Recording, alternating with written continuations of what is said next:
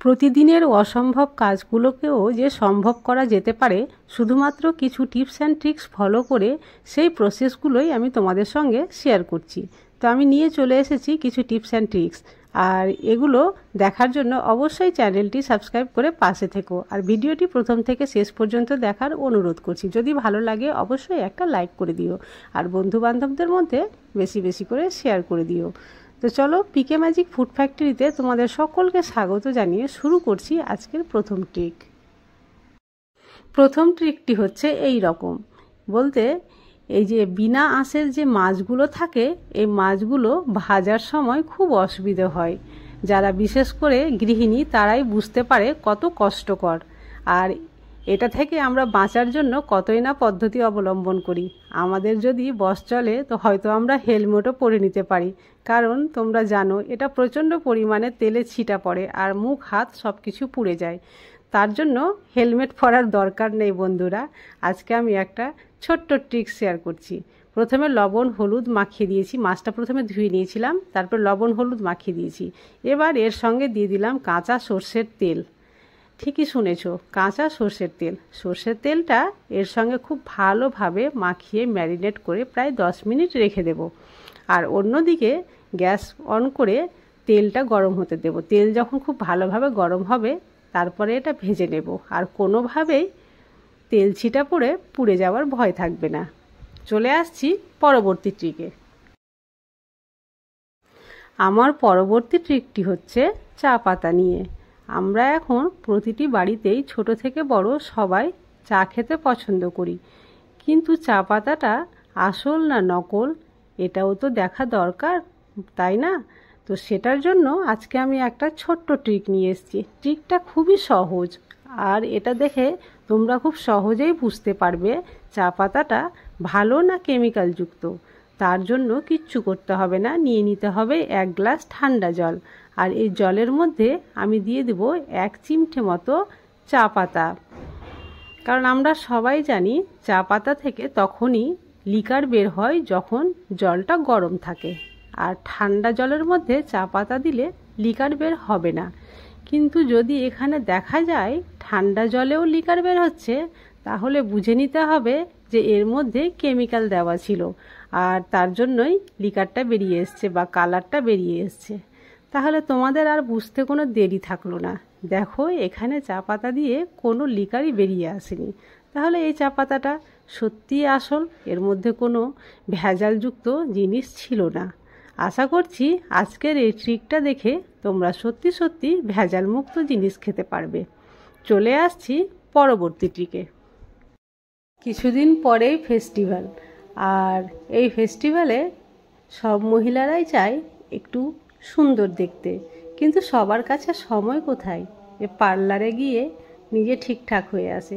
যাদের কাছে সময় রয়েছে তাদের কথা তো বাদ দিলাম, কিন্তু যেসব মহিলাদের কাছে সময়ের খুব অভাব, তারা প্রতিদিন যদি এই ট্রিকটা ব্যবহার করে তাহলে তাদের ফেস্টিভ্যাল আসতে আসতে স্কিন একেবারে গ্লো হয়ে যাবে, পার্লারে যাওয়ার প্রয়োজনই পড়বে না।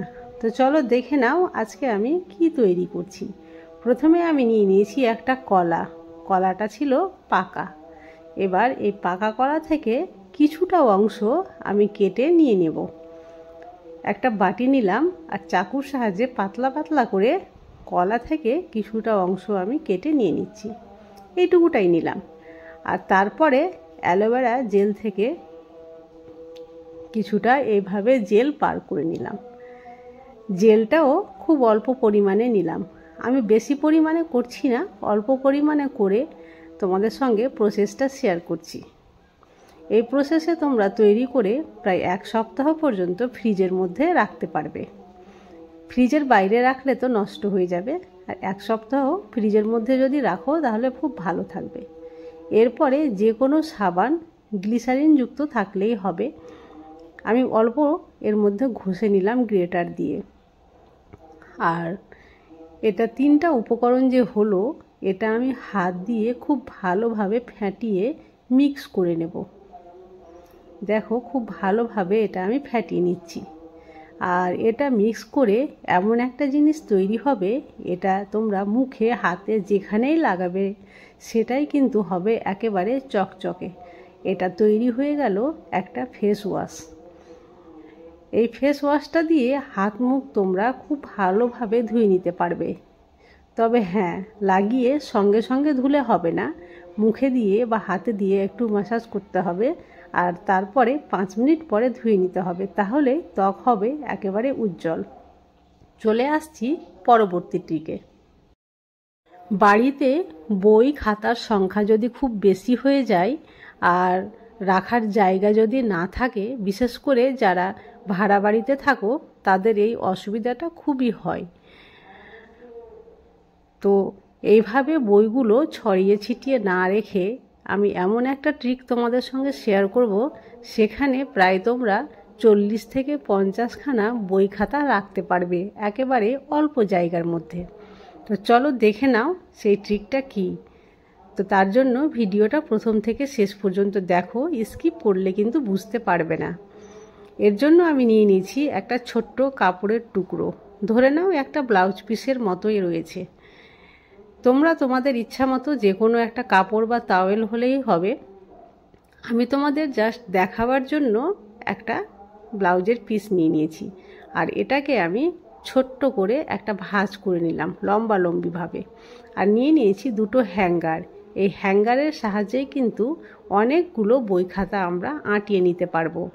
এইভাবে এক প্রান্তটা হ্যাঙ্গারে লাগিয়ে দিলাম, আর আমি সেফটি পিন দিয়ে এইভাবে সেট করে তোমাদের শুধু প্রসেসটা দেখাচ্ছি। তোমরা এটা পার্মানেন্টলি সেলাই করে নিতে পারো, তাহলে অনেক দিন পর্যন্ত এটা চলে যাবে। আমি দুই দিকে এইভাবে সেফটি পিন দিয়ে এই জিনিসটা আমি তৈরি করে নিলাম। এবার দেখো এখানে আমার অনেক কটা বই খাতা এঁটে যাবে। এবার এই তলাতে একটা খাতা এইভাবে আমি ভরে দিলাম, আর এটাকে এমন এক জায়গায় আমি হ্যাং করে দেব যেখানে এটা হ্যাং করে রাখা যাবে আর কি। আমি এক জায়গায় এটাকে হ্যাং করে রেখে দিয়েছি, যেখানে টেবিল থাকবে টেবিলের পাশে রেখে দিয়েছি, যে এখানে বই নিয়ে এখান থেকে বই নিয়ে টেবিলে বাচ্চা পড়াশোনা করতে পারবে। আর দেখো আমি কতটা বই খাতা এর মধ্যে রাখছি, এতটা ওয়েট থাকা সত্ত্বেও কিন্তু এটা খুব সুন্দরভাবে হ্যাং করে রয়েছে। এখানে আমি যতটা রেখেছি তার ডবল আরও এখানে রাখার জায়গা রয়েছে। তোমরা ইচ্ছা করলে এখানে প্রায় 50 থেকে 60 খানা বই খাতা রাখতে পারবে। আমি এখানে রেখেছি প্রায় 30টার মতো বই আর খাতা মিলিয়ে 30টা আমার রেখেছি। আশা করছি আজকের এই ট্রিকটা তোমাদের খুবই কাজে দেবে। যদি ভালো লাগে তাহলে বেশি বেশি করে শেয়ার করো। আজ তাহলে এই পর্যন্তই। কাল আবার আসবো অন্য কোনো নতুন ভিডিও নিয়ে। ততক্ষণ পর্যন্ত তোমরা সবাই সুস্থ থেকো, ভালো থেকো।